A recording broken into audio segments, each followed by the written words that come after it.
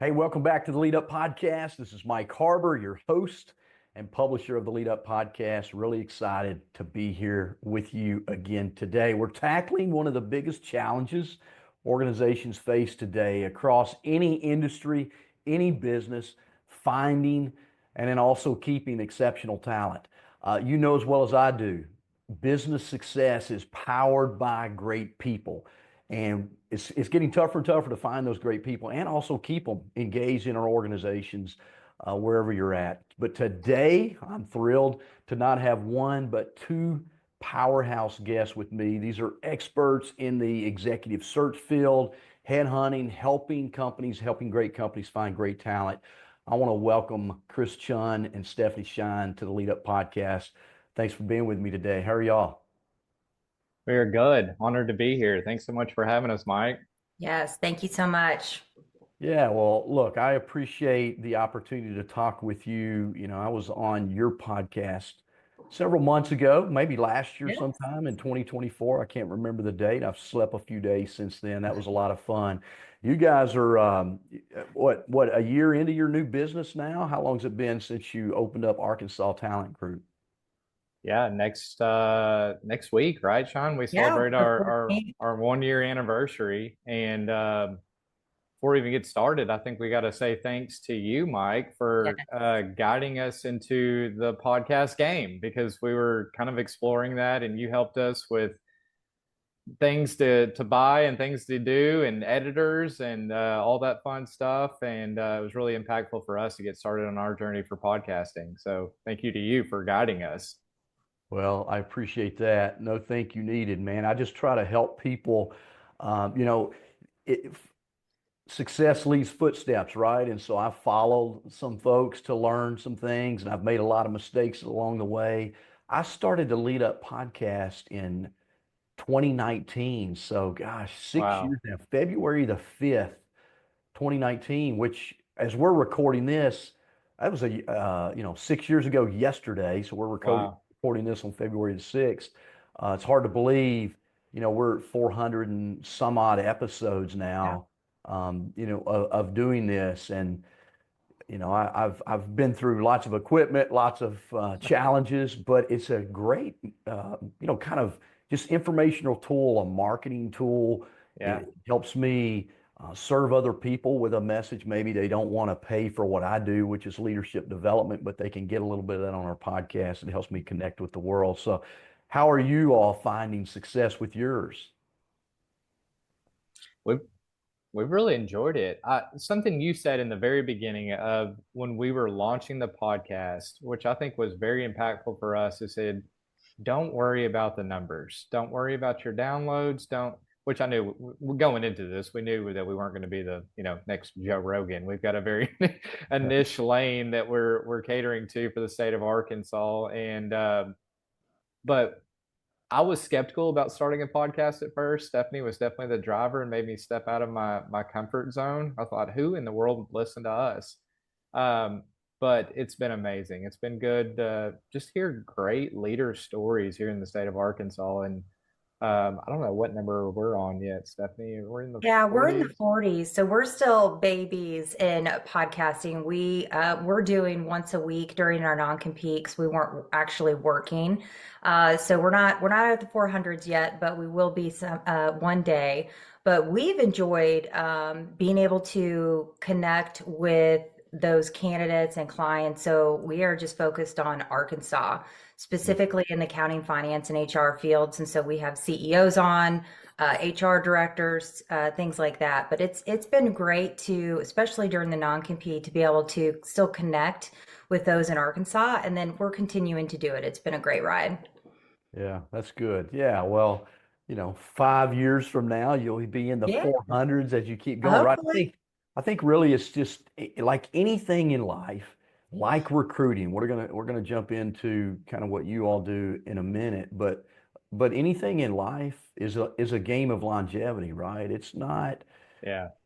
I've seen, and you can go out there, there are millions of podcasts that have been published or started and then don't make it past 5 or 10 or 20 episodes, right? And so, I'm listed as a top 5% global podcast.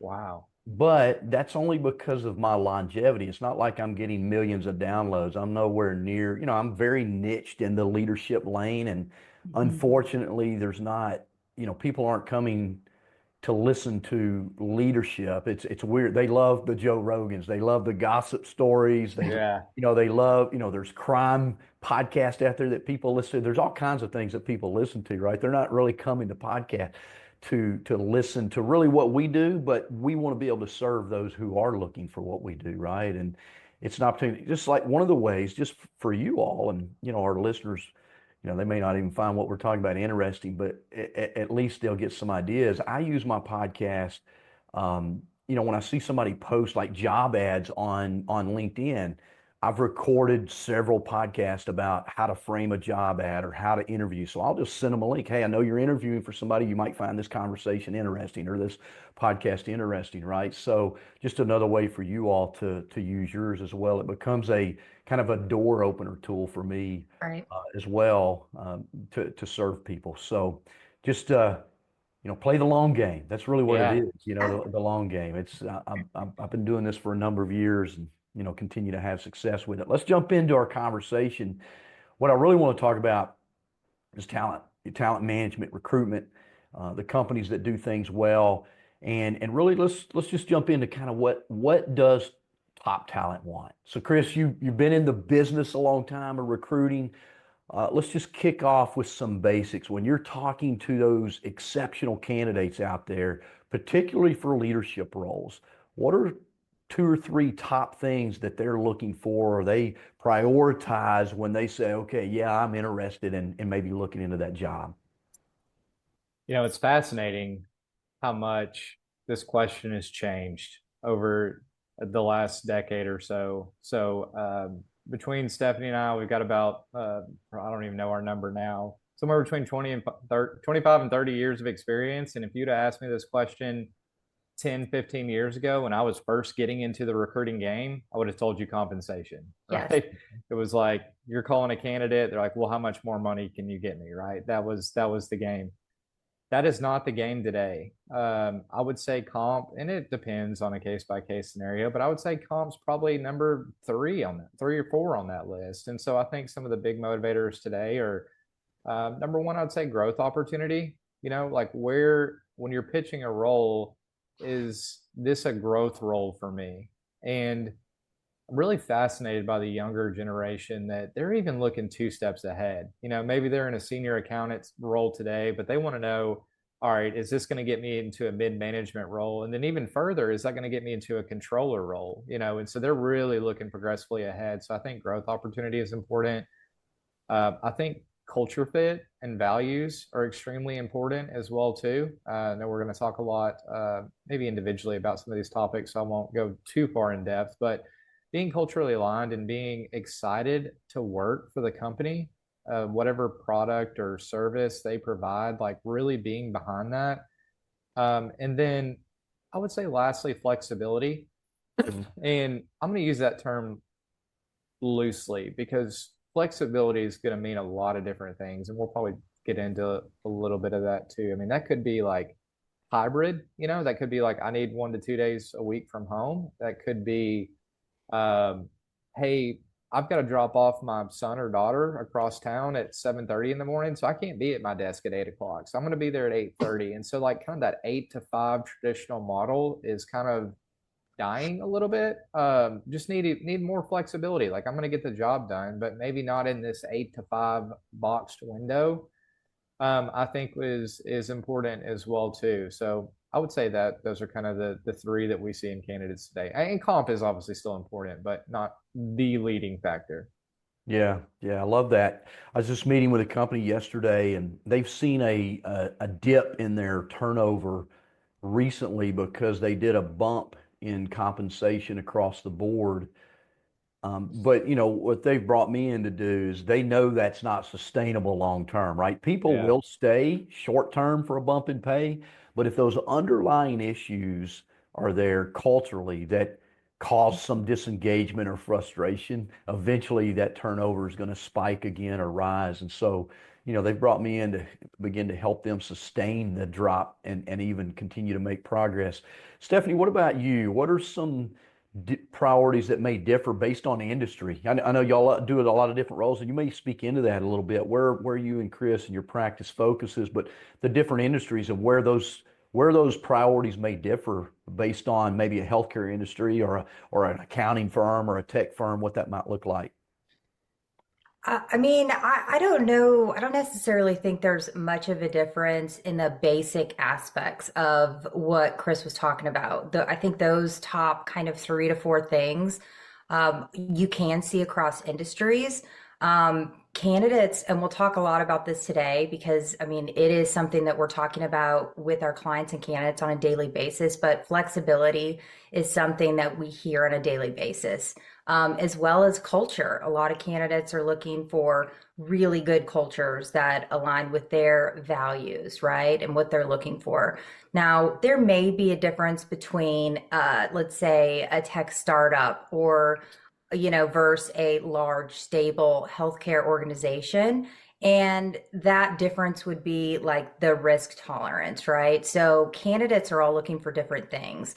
So as you know, a startup is going to have significantly more risk, but for these maybe younger candidates, they may be able to tolerate that because maybe they're looking for a higher initial comp or higher reward. They're looking for faster growth or maybe exposure within the organization because at a startup, they may be reporting directly to the COO or CEO, right? Depending on what their role is or their industry background.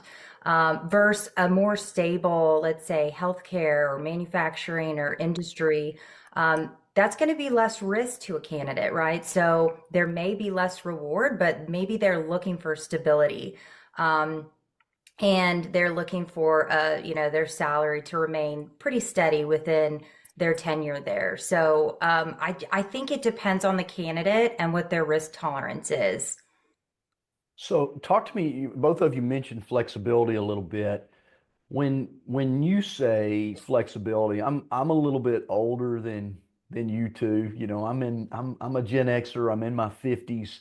A lot of leaders I work with are Gen Xers as well, and often they hear the term flexibility and they're biased, right? So I talk to leaders about their bias. The bias is, oh, they just don't want to work hard, or they don't want to work they want to work 4 hours a day and have 4 hours of fun. And that's not really what we're talking about here. I know, I've talked with my healthcare clients a lot about creating flexible schedules for especially single parents, single, because nowadays there's more single parents in the world than there was when I was growing up. And one thing that we learned during COVID is they wanted to be able to take their kids to school or pick their kids up for school or from school or be a part of, some event that they've got going on. That's not always possible, but creating space for that. Where have you seen organizations do that well in creating flexibility versus, hey, you got to be on the clock 8 hours a day, but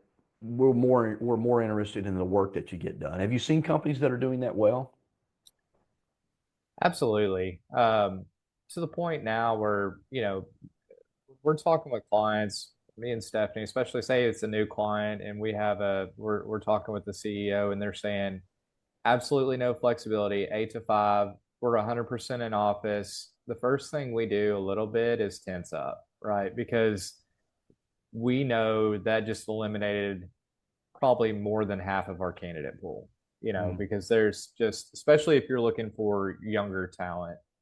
So, like you said, flexibility is important, hybrid is important.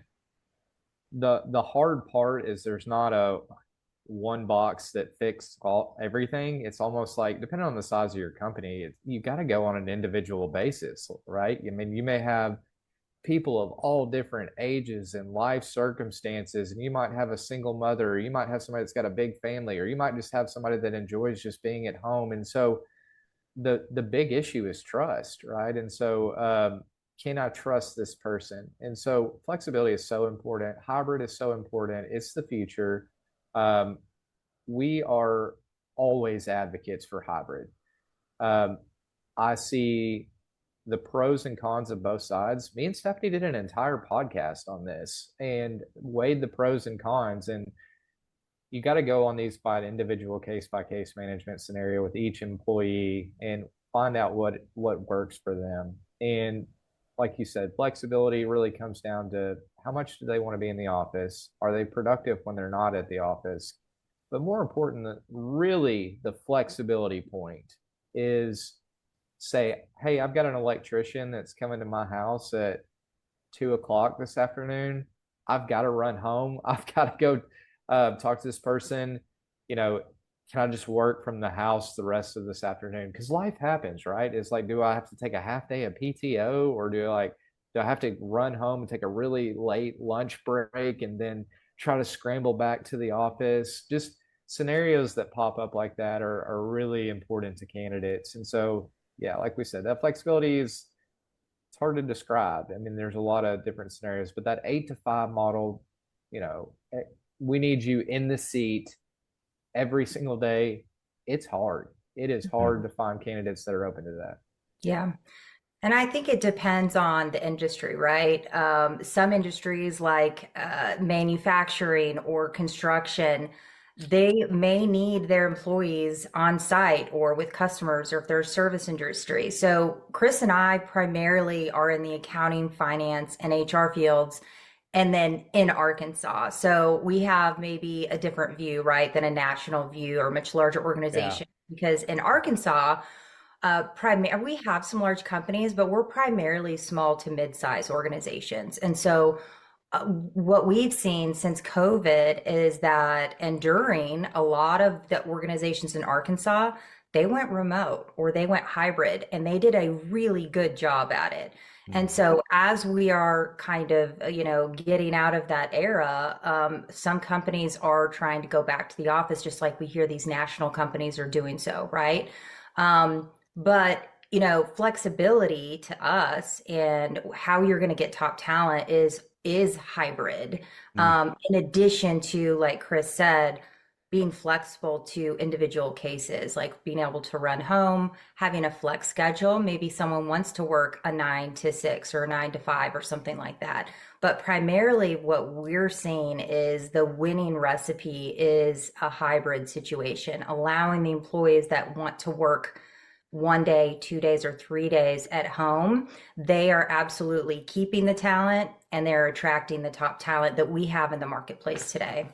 Yeah, it's really good. I think, we have to, and I'm going to step on some leaders' toes for just a minute. We have to adjust. I mean, we have to flex our own ability to lead. And, I think of kind of 3 C's. Number one, as a leader, we have to create clarity on what it is that we want, right? Do we want somebody in the office all the time, or do we want somebody to get a job done? And when, as a leader, if you understand what that looks like, you're real clear about that, then you can create clarity of expectations with that potential candidate, right? And that's in your recruiting job, I know that you're probably doing that, helping those leaders really create clarity on what they want. And then, clarity in that communication with those candidates. And I think what the flexibility, the hybrid approach, the work from home approach has created is leaders have to be better. They have to be better communicators, and they're not always good at it, right? And so they think, well, since I'm not good at communicating, I'll just keep them under my thumb. I keep them in the office so that way I can watch over them, which is not really good for culture, not really good for engagement. So there's got to be a commitment. A commitment to help that employee find their way, and then obviously the communication that we talked about. We all have to get better at that. And again, I don't want to get off too deep and start teaching a leadership lesson here, but again, leaders have to adjust, companies have to adjust today if we want to win that war for talent, and that's important. Let's talk about culture a little bit. That word culture is thrown around. I know a lot of organizations do it well, but how does culture help attract that top tier talent, right? And I'm constantly talking to my clients about you have to shift from hiring warm bodies to hiring the top talent from that candidate pool. And what determines that, number one, is your culture, your alignment with values, your communication around that. But how do you see that serve those companies well in attracting the top talent out of that candidate pool you're bringing to them? So the company, cultures can mean a lot of things to a lot of people, right? But the steps that companies are taking to create a really great culture and draw people in, we're seeing today they're focusing their culture around their core values and their mission. And we're also seeing a shift in candidates that are looking for that. And I would say since kind of the whole COVID era, candidates have shifted their priorities in some regard. No longer are they working 50, 60 hours a week, at least in our industry, and they're looking for companies that align with their core values. And so companies that are putting the core values to the forefront, that they're advertising it, that they're actually living it and talking about it with their employees on a daily basis, and then recognizing and rewarding those employees that align or show those values within the organization. We're seeing a lot of companies do this well, especially in like the EOS model, where you create your core values and your mission along with your employees, and everybody's bought in. And so I think having a strong core values and mission is really aligning with what employees and candidates are looking for today. Also, companies that are having a very intentional and coordinated onboarding orientation. When they attract the talent, they did a great job at that, but now you have to show your best foot forward. You have to have a good impression for the new hire. I mean, that's what they're seeing. They're walking into this organization. And so having a really good onboarding process, I think, is really, really great for organizations. And then lastly, I'll just say that employee engagement is just as important. So once you've attracted the talent, you've done a really good job onboarding, developing and training. How do you keep them engaged so that you can retain them? And that's through really good employee engagement. And we're seeing the best companies who have low turnover, they're doing a really good job at this collaboration and internal networking and keeping their employees engaged. Yeah, I love that. You're talking my language, obviously. I call onboarding activation. Yes. The most important days in a new employee's life with your company is that first 90 days of activation, right? Or the most important days of your life as a leader is the first 90 days of life with that new employee you've hired, because that builds trust, as Chris mentioned earlier, really trying to build trust. And it also demonstrates to the candidate that we didn't lie to them during the interview process, hopefully, right? I mean, it's easy to say we do something. It's another thing to live that out. And that's really what culture is living out our promises that we make to people during the interview process. Chris, I don't know if you've got, you don't necessarily need to share any confidential information, but are there a couple of companies out there you've worked with that really do that well? Like, we talk about our values and then we live those out, and then we're able to turn that into a retention culture. Yeah. Not to do a plug for EOS, but I almost like me and Stephanie have used some of that model in Entrepreneurial operating system yeah, for our yeah. guests, right? Yeah. We've used the model in our own business. We understand the fundamentals of it. And when we hear that clients are on that, we almost kind of light up because we're like, all right, they get it. They understand how to develop. They understand that they've probably got their core values in place and that they're leading with integrity. But for anybody that's trying to attract new hires and to align that culture, it starts in the beginning. You need a strong interview process, right? So I think that me and Stephanie are always advocating for, hey, at least do 2 interviews. Maybe that first interview is with just the hiring manager to, assess the skill set, get to know them a little bit better. But that second interview, there needs to be multiple people involved, whether that's the team or peers or other managers, to really assess, like, is this person culturally a fit for us in the organization? So I think it's really important to be well intentioned and be prepared for an interview, because I think there's way too many hiring managers that it's kind of mind boggling how many hiring managers ask me and Stephanie, hey, what kind of questions should I ask this person? We've had to put material together, right? So like educate them on how to interview people for their own organization, right? And so, and maybe that's a development thing that needs to happen internally. But strong interview, like Stephanie said, strong onboarding is very important. And setting expectations and goals. I think that's so critical. You just talked about the first 90 days.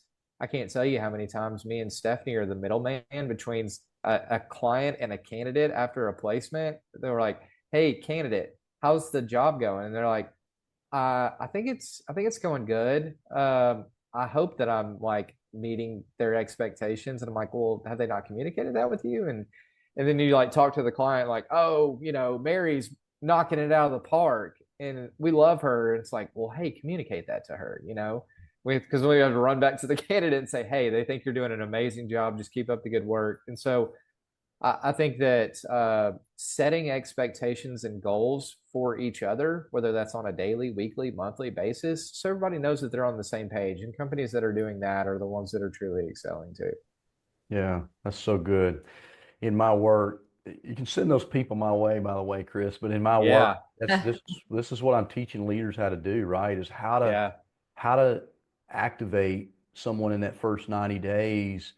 And I teach leaders, yeah, there's two concepts. I think I've given both of you my book, but there's two concepts I talk about. One being a stay navigator, the other being a stay ambassador, right? Every company should implement a stay navigator, and that's the person that locks arms with that new employee for the first 90 days and makes sure they don't get lost, right? That person's the guide of the 90-day onboarding plan, everything that's got to be learned and taught and understood. The stay navigator does that. And then the stay ambassador could be the CEO, could be the HR director, could be the hiring manager, but that stay ambassador must do a weekly check-in and say, hey, Stephanie, how's your week going? What have you learned this week that you need a little bit more time learning? Where do you need some more instructions? Is there anything that prevents you from coming back on Monday? And I teach leaders to do that every week for the first 12 weeks, because what we want to do is we want to make sure that person sticks. And they're Yeah. judging us not by our intentions. Many leaders' intention is, well, we'll just leave them alone and they'll ask questions if they've got them. No, they won't. They're Yeah. afraid to, right? Yeah. The most anxious time for any employee is really the first day of a new job, but really that first 90 days, because am I doing a good job? Am I going to get fired? Do I even know, right? And Yeah. so what we're trying to do is help remove that anxiousness during that activation period, as well. Let's shift gears a little bit, Stephanie, to retention. It's critical to recruitment. I believe when you have a company that you bring a candidate to and they can say to that candidate, our turnover rate is 10%, which is, would be really good depending on the size of the organization. But when they talk about the tenure, and I'm not saying tenure is always good, because there could be some old bullies in the older employees, right? But what are some common missteps that companies make that drive people away, that push them to the competitors and create an environment where people don't want to stay? I think probably the first and foremost is not having competitive comp and benefits. I know that you were discussing this before. I mean, if there's turnover in an organization, now it's not everything, right? Because it could be culture and other things that are wrong. But the first thing that you can look at is, are we paying our employees competitively? Because that is usually the first thing that you can adjust, right? Making sure that you are paying at or above market, I think, is probably most important. And then beyond that, internally, do you, like Chris mentioned, do you have an employee development and training program? Do you have an internal mentorship program? Are you onboarding correctly? Do you have strong leaders at the top, right? If you're having turnover, these are all areas that, companies usually they look at one, but usually it's multiple reasons of why employees go to the competitors. And so, another big one too, not to beat a dead horse, is that hybrid flexibility. So a lot of bigger companies or other companies are having their employees, come back to the 8 to 5. And so a lot of those candidates are starting to look elsewhere. So, can we keep a hybrid flexibility, or what do our employees need? I think most importantly, it's getting in there and listening to what your employees need and what they're saying. It's good. Chris, any innovative approaches or practices from companies y'all have worked with that have are helping with retention? We've seen some pretty creative examples with, between Stephanie and I, we've worked with hundreds of companies, so it's really cool to see different ways that companies are trying to figure out new ways. And retention is so important. We've talked about this in a podcast before too, that say you've got 100 people in your organization and you're going to hire 5 to 10 people next year, that's your recruiting, but you've got the other 100 people, that's your retention, right? And so that really needs to be your main focus, is keeping people happy. And just to give some wild examples, Stephanie and I met with one of her clients. It was a few weeks ago, and something that really stood out to me is they do an annual trip for their entire company. Wow. And this is not a small company. This is a very, very large construction firm that I don't know the exact number, Stephanie, probably 500 to 1,000 employees. And everybody from the CEO to the admin goes on this annual trip. Mm. And something that stood out to me, even in our past employer, the only time that you went on, and in many cases, probably a lot of employers, is top salespeople get to go on a year-end trip where that really creates hostility in an organization, because the other 90% of the office was like, well, why don't we get something, or maybe it's just a C-suite team that's going out for a corporate board retreat. And so she told us about this, and their entire company gets to go. It was like a 2 or 3 day trip. It was very well planned. And she said everybody is just buzzing for months in anticipation for it and after it. And it's just so cool to hear that story. We've heard other stories that clients that are doing like sabbatical programs. I know we're talking about maybe staying away from comp, or maybe necessarily things outside of the comp bucket, but there are companies that are doing retention bonuses as well too. Maybe, it may not be the biggest motivator because it maybe locks somebody in financially, but retention bonuses can be an effective play. Strong retirement plans. People are like, I can't walk away from this company because their benefits are too good. But those are just a couple of interesting stories or things that we've seen. Yeah. A lot of companies are doing this really well in Arkansas. And, 2 companies, and actually, Chris, that is one of my examples too, that they do things really well, right? It's not just one thing that they're doing right. They do a lot of things right. And so to give you some examples of what they're doing, they give opportunities for their employees to engage, just like Chris mentioned. This is a training retreat, a networking retreat, where their employees get to connect and engage at all levels. They have an on-site gym, so they care about their mental and physical health. Fully stocked kitchen, and they go meet at after hours, happy hours. So it's a lot of opportunities for the employees to network and engage. They have a structured mentorship program, which surprisingly not a lot of companies have right now. They have regular communication and town halls. They have very competitive comp and benefits. They also offer hybrid. They do employee recognition. And then another interesting thing that a lot of companies don't get right is the regular feedback sessions. Are you having one-on-ones? How much are you having the one-on-ones? The days are gone where you can meet with your employee once a year to do a feedback session or to do their review, right? You've got to be in tune with your employees on a daily, weekly, monthly, quarterly basis to see what they need and how they're doing. Yeah. Yeah, one of the number one ways to drive employees away is to surprise them once a year with an eval they weren't expecting, right? Yeah. I mean, the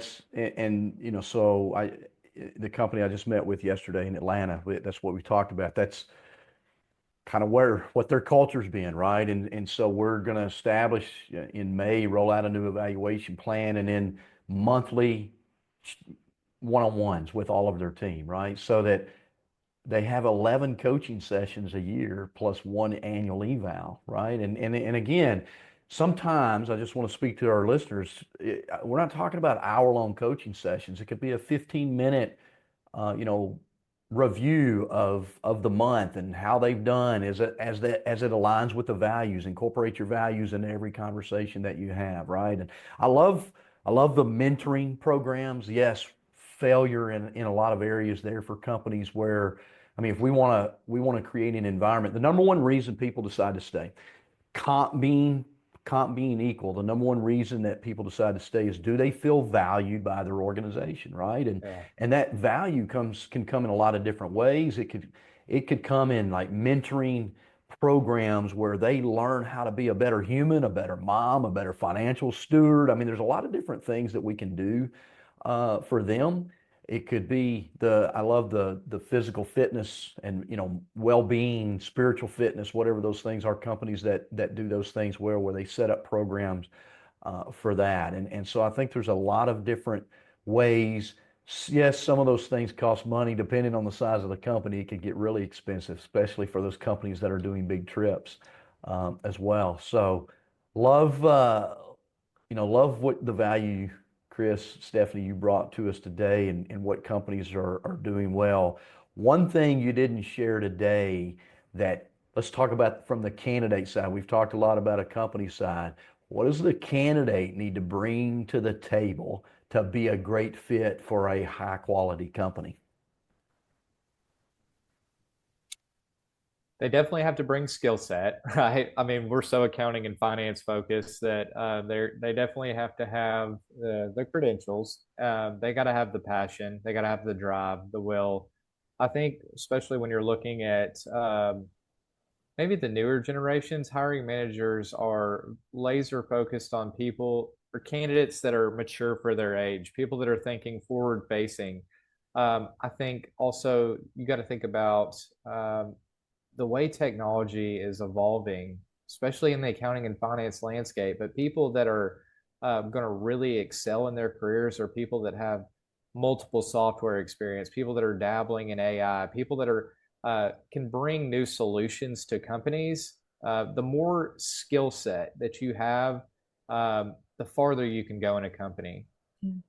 In addition to that strong skill set, employers are looking for a really strong soft skills, right? And Yeah. so the best candidates or the top talent that are getting placed easily by our clients are the ones that have, the smarts, the skill set, the education, but also have those communication skills, where they can relate to others, they can communicate well. And so making sure that you're continuously working on your soft skills, I think that's just as important as the technical piece. And you're talking about like face-to-face communication, right, Stephanie? Yeah. Not over the phone or text or social media, correct? Yeah, but I mean, in interviews, that's how you're gonna move on or get hired, right? It's Yeah. and stepping back a minute, if you're interviewing and you're looking for a position, it's preparing for the interview, right? It's making sure that you know how to interview. It's all of those things to get you into the organization, and then it's going to carry you through. Yeah. Yeah, I think, I'm, again, as I mentioned earlier, I'm much older than you two. I'm seeing some of the older thought leadership come full circle, right? And one of my favorite books to read, or inspire others to read, is How to Win Friends and Influence People. And it's all Yeah. about, what you said, soft skills. I think they're essential, right? I mean, they're essential skills, but it's all about connecting and adding value to other people and communicating. And we've lost a lot of that. Technology is a fantastic tool. We're using technology today. Y'all are sitting somewhere, across the city of Little Rock, and I'm miles away from you, and I talk to people literally all over the world, and I love that. But I had to get in a plane because I've been working with a client for several months on some things that we're trying to put together, and we just couldn't get it done over Zoom. And I had to get in a plane and go sit with them in a conference room to make that happen, right? There's no exchange for face-to-face skills, communication skills, because it's body language, it's tone of voice, it's all of those things that have to be developed as well. So, hey, I appreciate what you two are doing and what you stand for. Y'all know that. I've shared that with you before, but y'all are up leveling the talent recruitment market for sure. And thanks for the value you added to our listeners on the Lead Up podcast today. I appreciate it. How can people who listen that are in need of top tier talent find the two of you? You can go to our website, arkansastalentgroup.com. We've got an updated website that we're really, really proud of. But you can also find us on LinkedIn. We're on Arkansas Talent Group on LinkedIn as well too. Or me and Stephanie are both really active on LinkedIn's. Or shoot us an email. Our emails are on our website as well too. We're happy to chat with any client or candidate. Right on. So Chris Chun with two N's, Chunn, Stephanie Shine, Stephanie with an IE. You can find both of them on LinkedIn. Thank you two for being a guest on the Lead Up podcast. We'll see you on the next episode.